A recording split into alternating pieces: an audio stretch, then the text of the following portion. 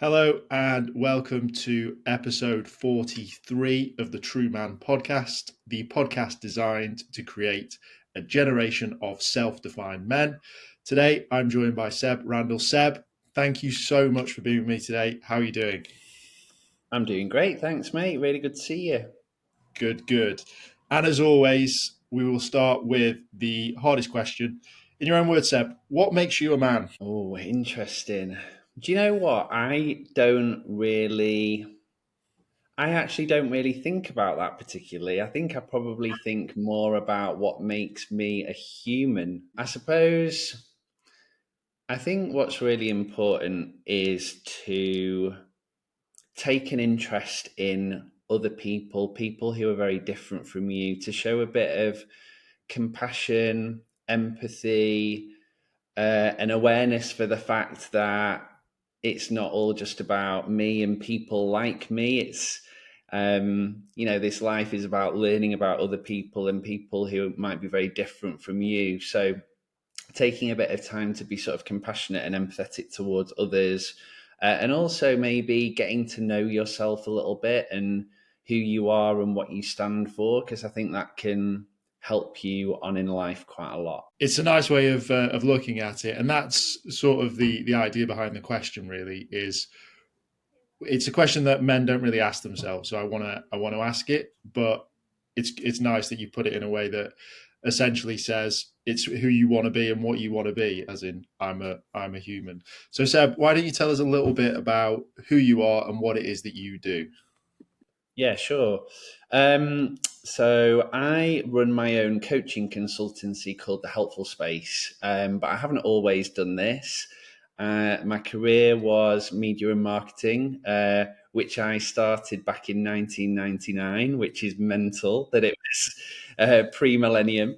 And I absolutely loved my career. You know, it's the communications industry is really fun because you meet lots of interesting, dynamic people. Going back to what I was just saying about taking time to understand lots of different people who might be very different from you. And I worked my way up through ad agencies, and then I worked for a couple of big publishers, and absolutely loved it. But then, just pre-pandemic in 2018, I had a bit of a rethink about my career. I'd done 20 years in media and marketing by that point, and I kind of realised at that point that my priority was really people the whole time, not marketing, but people, and sort of understanding them, understanding how to get the best out of them. And I was also really interested in like the next wave of talent and who was coming through the ranks and how we could support those people to be the best version of themselves. So I set up my own consultancy, The Helpful Space. And whilst I was just at the start of that journey, I got spotted by Social Chain, who you might have heard of. It's the company that was founded by Stephen Bartlett. But the managing director over there saw that I was doing my coaching and said, "How do you fancy coming over and being our in-house coach at Social Chain?" Which was such an amazing time for me to go from one career kind of straight into another, really. And that's where I cut my teeth on coaching, where I started to understand how it could support people. And then 18 months ago, I decided to go solo with The Helpful Space and show other businesses kind of how it could support them. Pandemic time seemed to be a changing point for a lot of people. Was there an event particular that sort of made you think about it? Was it just the space? What was that like? Yeah, I think I was already contemplating it beforehand, but definitely the pandemic was a bit of a catalyst for it. I think a lot of people in that period just went into reflection mode because we were given that time, weren't we? A lot of people were put on furlough, for example, and we had that brilliant summer, if you remember. So it was like super hot, you're outside, enjoying yourself, probably in quite a decent space, I would say, to reflect, even though we had the pressure of what was going on. And I suppose, you know, these days to work in a career for 20 years is quite a long time. And, you know, people move around a lot more, don't they? And they sort of build on skills for a bit in one particular area, but then they can squiggle and move into something quite different.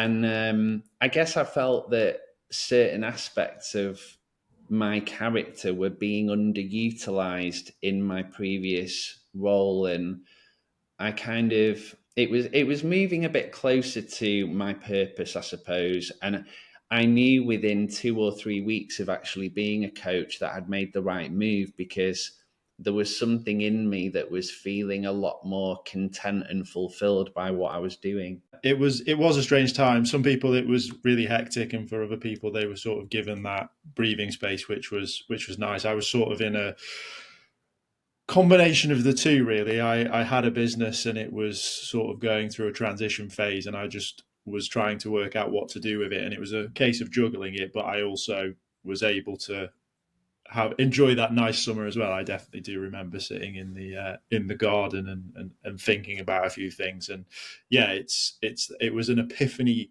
time for a lot of people. And it also, well, for me and for yourself, it's sort of like you say that. Almost like midlife, right? It was almost like a sped up midlife. Let's not say crisis, but essentially that side Yeah. of things. What would you say to someone who maybe didn't get the chance to have that journey through COVID and is now probably sort of maybe starting to think about things like this, or approaching that sort of midlife where you say, look, what is my purpose? How would you approach that with them? Yeah, definitely. I think the first thing to acknowledge from that is that the space does you so much good, right? We were given that moment, and it was fortuitous, even though it was something pretty horrendous. But it gave us that space to think, and I think that's the first thing. You know, a lot of the conversations that I have are about our industry, which is so fast paced that people are just caught up on the hamster wheel of like moving forwards and chasing, chasing, chasing. And in actual fact, what you need to do is create a bit of space for yourself to actually contemplate what's important. I think the other really important stuff to do is to evaluate what it is that actually motivates you in your work. You know, is it the fact that you love taking responsibility for big projects, or you're a creative and that has to like run through everything that you do, or maybe it's change and variety and you don't like staying in the same place for too long. So you have to understand the reason for getting up and out of bed in the morning and going and doing your job in the first place. And that can sort of lay the foundation for what it is you then want to do. And also just thinking about values, you know, what is it that you value in life and how can they underpin your decision making? Because if you know that these certain things are important to you, they can help guide your decisions to ensure that you're always working towards that sort of end goal that's important for you.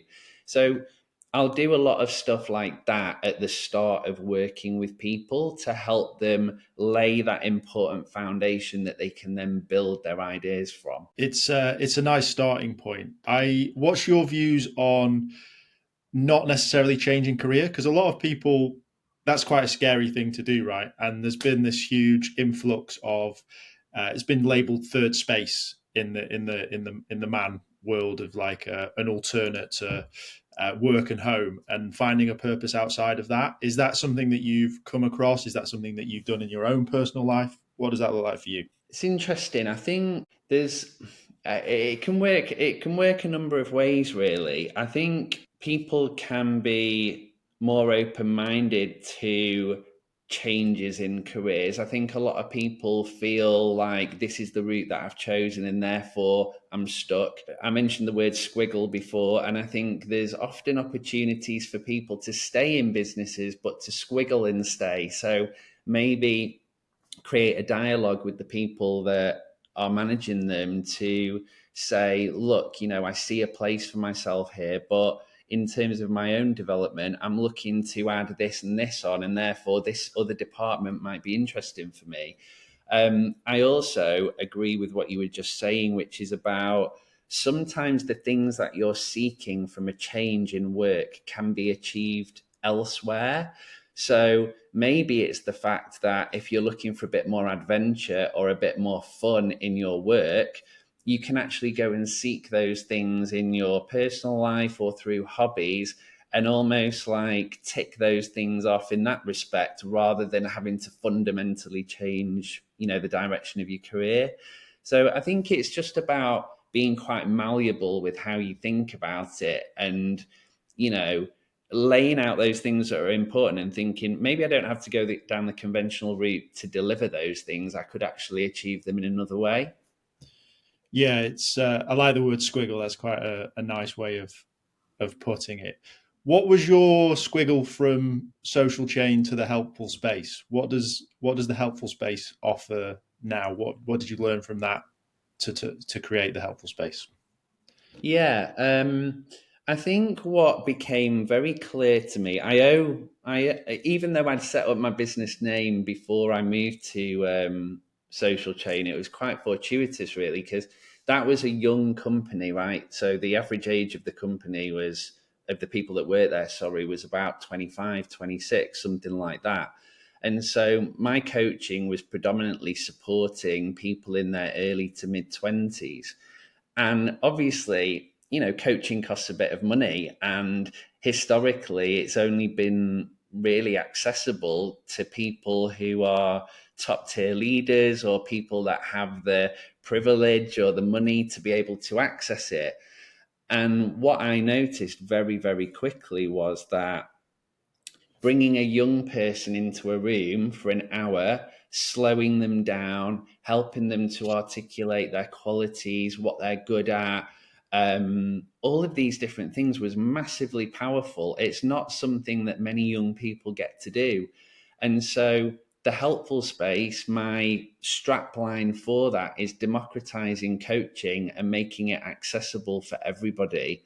That's what I want to do. I want to almost like change the image of coaching, because if you go on Google Images, for example, and you look up exec coach or something like that, you'll find probably a 40-50-year-old guy in an exec suit, kind of giving some business advice. And to me, that's not what coaching is. Coaching is helping you explore the fundamental parts of you so that you can act on those things in order to have a future that is more connected and gives you more fulfillment. And to be able to share that with young people is like such a privilege. And yeah, I feel really proud of what my business does. The privilege is a big thing, right? You and I having this conversation right now is a privilege. The people that were working for Social Chain and the businesses that you work with now, it's a privilege to have you available and to use you.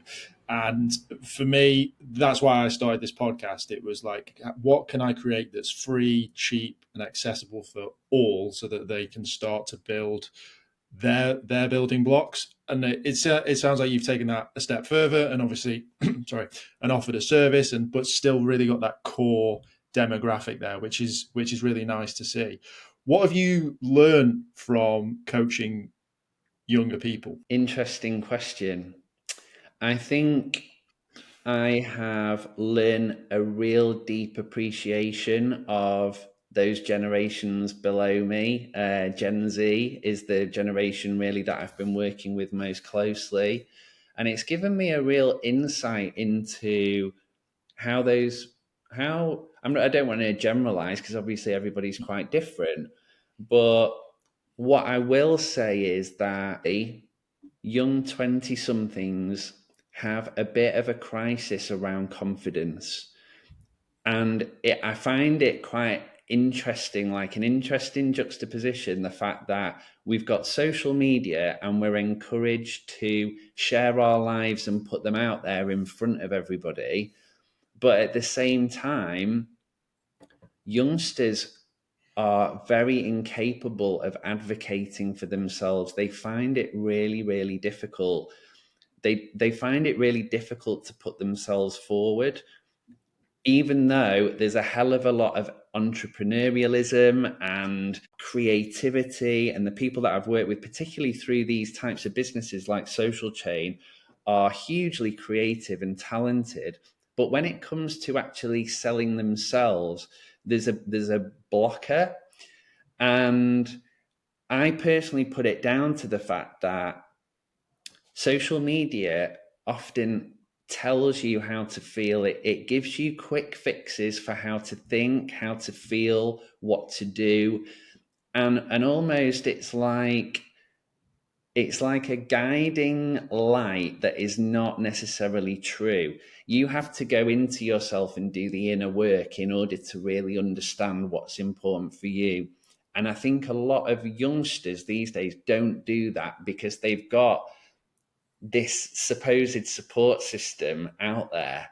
So it's taught me quite a lot about how we think, how different generations think. It's also taught me a bit about myself. I've naturally been a bit more reflective about who I am and what my sort of learnings have been, and what I want to take forward for my own future and development. Yeah, I'm a big advocate of speaking to all. I speak to a lot of old people, a lot of older people. Just weirdly, I don't really know how it comes about. It just happen to have those conversations, and I've not really gone down the other way yet, the other rabbit hole of the generation below, and started to have conversations there. But I think you can get learnings from anyone and everyone. It reminds me of when I first started one of my businesses, and I had a mentor, and he was talking about mentorship, and basically I said, oh, I can't be a mentor, I've been doing this for 2 weeks. And then he basically said, well, you've got all this skill set that you've done here, X, Y, and Z, so you actually can be a mentor because you have some knowledge in something that someone doesn't have. And it's not about age or wisdom, it's more about what you have done, I guess. It's an interesting one. What's your views on social media? I guess sort of our generation and the generation before, it was keeping up with the Joneses, whereas now we literally have keeping up with the Kardashians, and that sort of external pressure of social media. How are people dealing with that? I think it's a funny one because often the biggest challenge that people bring to me is I don't have time. So whenever we're talking about something, they'll say, I just don't have enough time because X, Y, Z. And I can be honest about my phone usage. It ranges from anything between 4.5 through to 7 hours a day that I'm using my phone. And probably, I don't know what proportion of that is on the likes of Instagram and LinkedIn, etc. But I can pretty much guarantee it's probably 75%, if not more. So we are all spending at least 2, 3, even 4 hours a day on these platforms. And yet we feel that we don't have time for these things that we supposedly care about. And for me,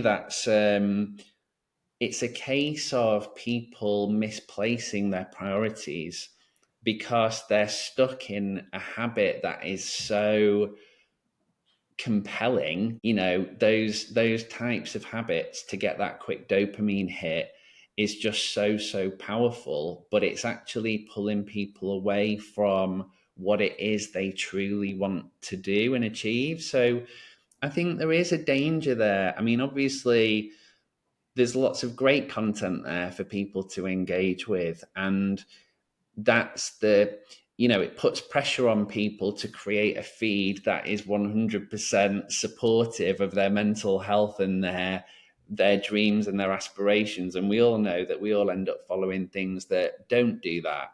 So it's a minefield, to be honest. It's an absolute minefield. I also say to people, our human minds haven't evolved for decades, for centuries, but the world that we live in is becoming more and more complex by the millisecond, with technology and the advancements that are out there. So, we're staying the same, but our environment is shifting. And that's what we have to have an awareness of, and we have to take back control of that. I'm aware that you coach both men and women, right? And I was just wondering if any, is there a difference between the genders in the sort of problems that they're coming to you with? Is there? Yeah, there is. What? So was very keen to make sure that my coaching was measurable. At the end of the day, I was working within a business, and the business wanted to know, that this coaching is working, that it's effective. And so it was really important for me to create some quite in-depth questionnaires, both pre and post questionnaires, to really understand how people are feeling. And on these questionnaires, I will ask people questions about their motivation levels, their confidence levels, what their work-life blend is like, how stressed they get, etc., etc. And then we'll go through the process of coaching. Then we'll see how those metrics have been influenced. And the bit that really interests me is that I will ask people, how well do you feel you're performing in your job on a scale of 1 to 10? Most people will score themselves somewhere between a 7 and a 9. Then later in the questionnaire, I'll ask them, how on a scale of 1 to 10, how would you rate your confidence? And they'll normally score that between a 3 and a 6. And it's much more obvious that, or it's much more severe, should we say, for females when it comes down to the confidence score in particular. So, and I would put that down to the fact that there is more pressure for women in the social media world in order to, fulfill a particular image or whatever that might be. And I think that pressure is often shown in how those people feel about themselves. So, yeah, in terms of confidence, I would definitely say that I see females coming to me for coaching with less confidence than the men. Do you think that's linked to the rise of, I guess, feminism and the concept of having a career and having a family and essentially needing to do it all? Like, now that seems to be what social media, my view of social media from a woman's point of view, seems to be, is you have to do it all now. Yeah, I think there is a pressure there, but then I think there's also an ambition for women to do it all because they haven't been allowed to do it all historically. I do a lot of work in this space actually. I'm a volunteer for an organization called Bloom, which is a female-led committee in the comms sector designed to up-level women in our industry because yes, we have lots of women in our industry, but maybe not in the roles, in those important top tier roles at times. And also, like, the intersectional experience of women isn't necessarily reflected in our industry. So there's definitely a move to sort of change that. And I think, yes, there's pressure on women, definitely, but also there's a lot of ambition for women to equalize things and ensure that they have the same opportunities that men do. So I think both things are kind of at play a little bit, really, and maybe that does put an extra pressure on them, which is why they're scoring themselves in that way. And also, I think they're coming up against more pressures in their everyday that maybe men don't take time to realize. I went to a panel event where they were talking about microaggressions in the workplace and how, for example, you can be sitting around a boardroom table and a female might share an idea to something and it gets bypassed. And then a little bit later in the meeting, maybe a guy would say the same idea and all of a sudden it's celebrated. And that seems to be a situation that many women can relate to.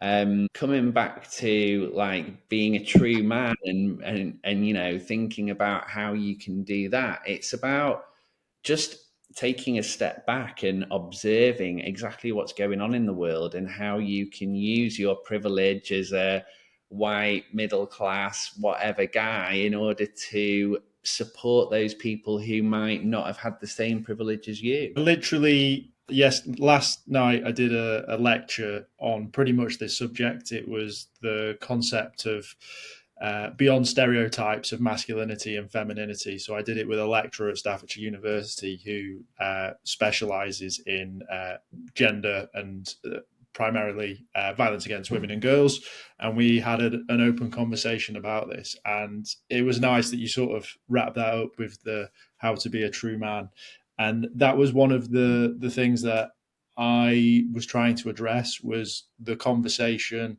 bringing men into the conversation, both from a how does it make you feel and a what can we do kind of thing, rather than just sort of being bystanders in this new world. It's essentially bring us in, right? Like it's exciting.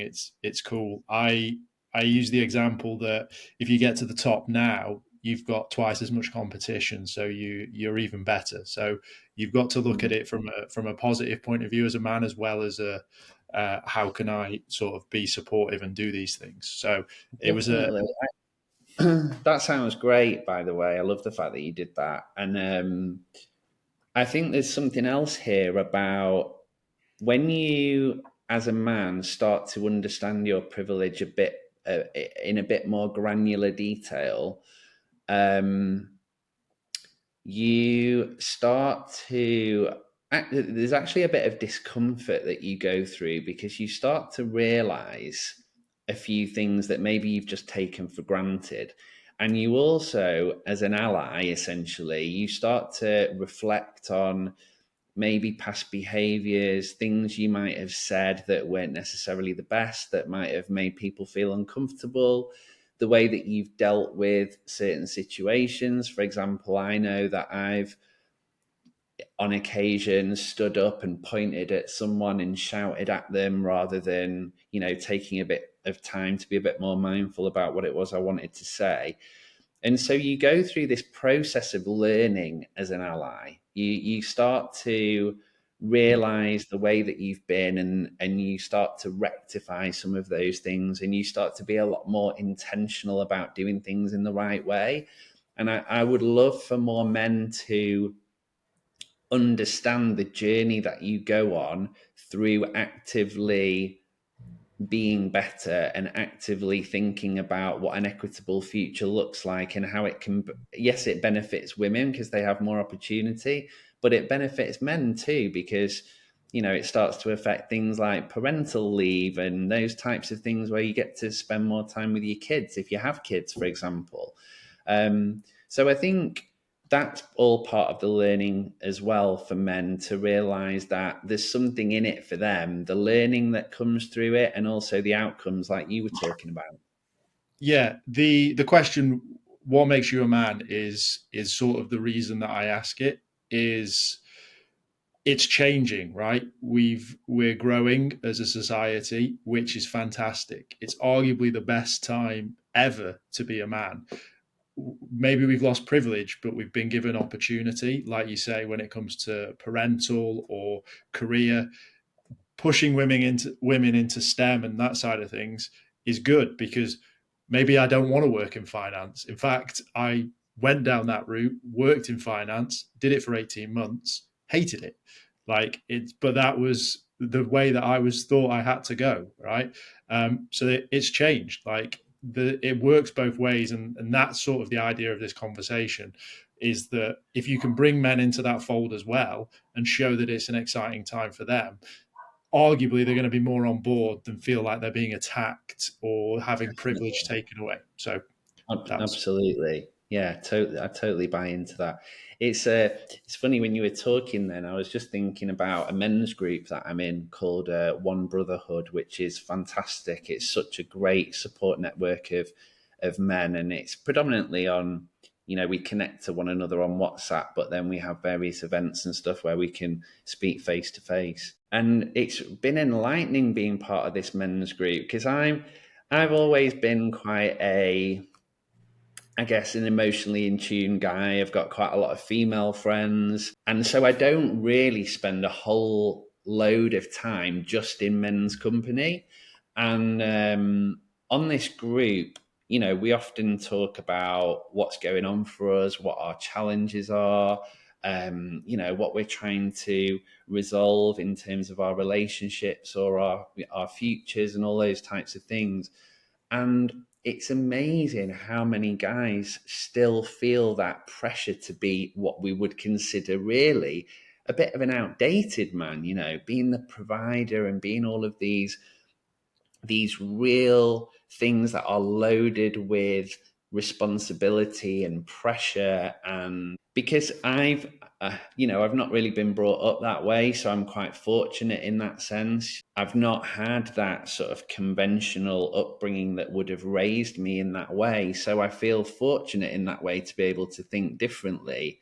But there's like you were just saying, it opens the floodgates of possibility for men just as much as it does for women to embrace all of this and to think, well, if women have equal opportunities in all domains of life, then so do we. We can be whatever we want to be.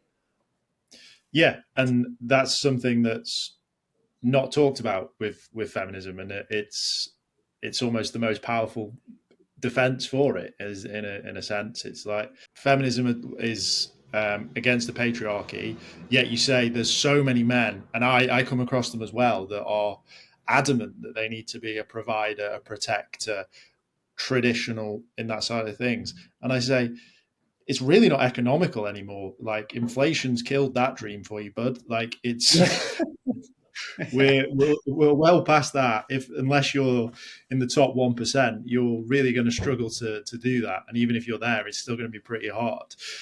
So yeah, it's an interesting thing, and I'm trying to find a way to articulate it that doesn't make me, because I'm not a huge fan of the word ally, because again, I think that creates sides and this side of things, and I'm not for that. It's not a fight. It's not an argument. It's like, how do we rise up everyone together? And I just want the conversation to include men, which is weird to say. And like, even last night, I was still a bit like, I'm a man, there's women in the room, what can I say? Like, it was tough, and it's a challenge for me, and I'm trying to work out a way to articulate it. But you're right, there's so much more opportunity for men as well. And just to keep on the topic of men and that side of things, using you as a coach and that side of things, what are some of the tools that men can maybe implement to start opening themselves up? I think a big thing for men is friendships.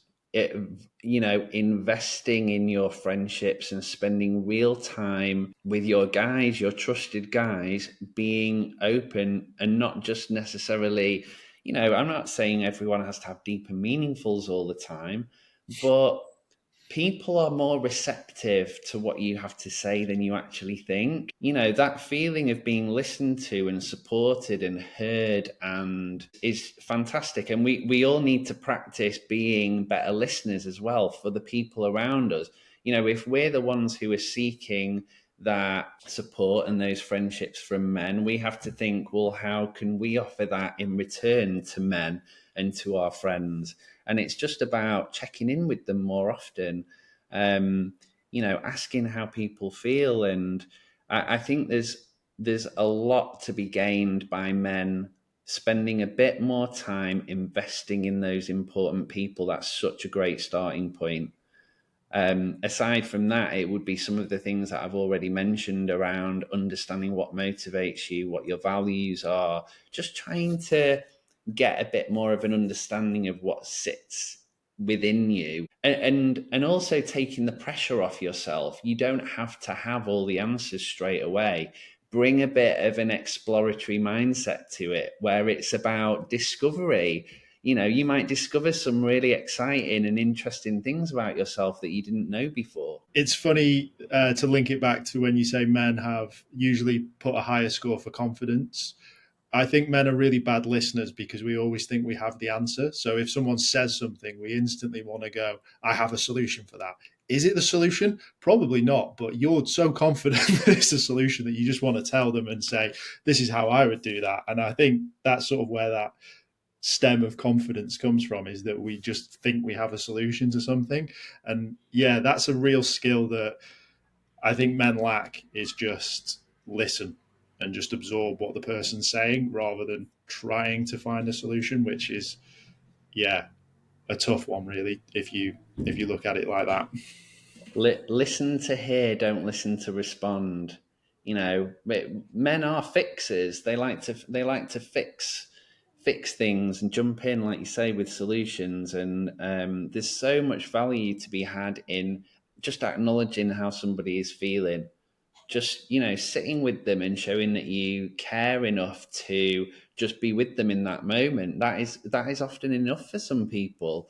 We should be learning as well to find the answers to the big challenges for ourselves, because we don't always want to have a coach. For example, a coach should be able to help somebody find those answers within themselves, so that at a future date, when that coach isn't there and that same problem arises, they can bring those things in. So, it's not always helpful to try and fix people, because we should be sort of there to support those people in finding their own answers to the challenges that they've got. Yeah, I think that just sort of all ties into a person's well-being, right? Is like, if you can create the tools and you can have those for yourself, and you can use a coach as and when.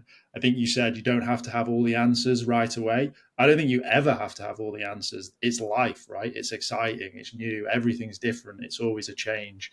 And being able to have some tools, whether it's through a coach occasionally or stuff that you find online and stuff that you develop yourself through conversations, that's all powerful to allow you to continue to ask questions and continue to grow. Is that something that you're seeing now? Are people more open and receptive to it? And is that giving them more confidence and better mental well-being? What are some of the results from the coaching? Yeah, I think just going back to the metrics, first of all, and how people scored themselves against those certain things. When you train to be a coach, you're not really taught how to evidence success of coaching, because it's a human thing, right? It's obviously, you get testimonials from clients if they've had a good experience, but you don't really analyze it too much until you start coaching within a business like I was doing. So it was really valuable for me to think about that. And just in terms of those metrics that I mentioned to you, all the metrics that you would want to go up, like motivation, confidence, work-life balance, they all went up between 16 and 23% across my first cohort of clients, which was about 20 people. All the ones you wanted to come down came down between 6 and 9%. So it was clear. I had no idea what those scores were going to be like. For all I knew, we were going to go through the process of coaching and maybe nothing had changed. But that wasn't the case, and it was consistent across those people. So coaching allows people to find more answers to problems, challenges that they might ordinarily have had. It allows them to see more about themselves and what they offer people and what they bring to situations. It allows them to advocate more for themselves, so that people can bring opportunities to them. If you know what it is that you offer and you can articulate it, people are going to come to you with, those things that they want you to sort of work on or solve or whatever. So this is consistently what coaching gives people. But then you might have, bigger things that people were working towards, or, challenges, whether it was like straightforward things like progressing to be a head of team, which somebody did, or running a London marathon, which was something that they thought was completely beyond them. So coaching can help with those specific big goals that you might have for yourself, or it can help in those sort of like general ways where it's just arming you to be bigger and better and more confident. What do you think is missing, or what do you think there needs to be more of in the overarching mental well-being space? Interesting. I think when we look at businesses, because I do a lot of my work through businesses rather than individuals, and what I think needs to happen is there need to be more people focused roles that exist across the business rather than within a department. We need to be finding ways to like build a coaching approach through a business, for example. You know, all the things that we're talking about, like how to ask better questions or how to understand your qualities better, if they were built into the fabric of an organization and how it operated, then a lot of these problems and challenges that we're experiencing at the moment would be a bit more preventable. So I think that there's often HR teams come under scrutiny because ultimately they're not bringing in revenue for a business. They can be the first ones to come under fire or to lose resource because of the fact that they're not part of the bottom line in terms of how a business is performing, but they're actually saving businesses a hell of a lot of money. You know, if you look at my retention of coaching clients within that business versus the number of people who actually left that didn't come to coaching, the proportional difference was massive. So it's about recognizing the value that people in people roles deliver and trying to breed those across a business as opposed to just being segmented. That's probably one of the biggest things I would say. It definitely will help with retention. And just to sort of summarize what you were saying about being in a career for 20 years, it'll increase that. Like now that is shorter than ever, the amount of time people stay with a company or within a career. So if you can facilitate that within a business, you'll save a lot of costs on recruitment and retention, like you say, which is great. Seb, if everyone has enjoyed what you have said, where is the best place to find you? And where can people find more? Yeah, no problem. I am the helpful space on most platforms. So I have a business page on LinkedIn, but also obviously I'm on there as Seb Randle as well, and similarly on Instagram. Those are my two main areas where I talk about the things that are important for my business or share ways of thinking or ways that people can help to sort of better themselves or whatever it might be. So, and I'm always open to people DMing me with a voice note or whatever it might be. That might be how we first made contact. Can't quite remember. If people want to do that, they're more than welcome. Amazing. Seb, thank you so much for your time. I will leave you with your final thoughts and final words. Final thoughts is don't shy away from exploring a bit more about who you are and what you stand for. And also don't feel like it has to lead to some big, grand, like revelation at the end. Just bring it that exploratory mindset and have fun with understanding a little bit more about who you are so that you can offer a bit more value in the world.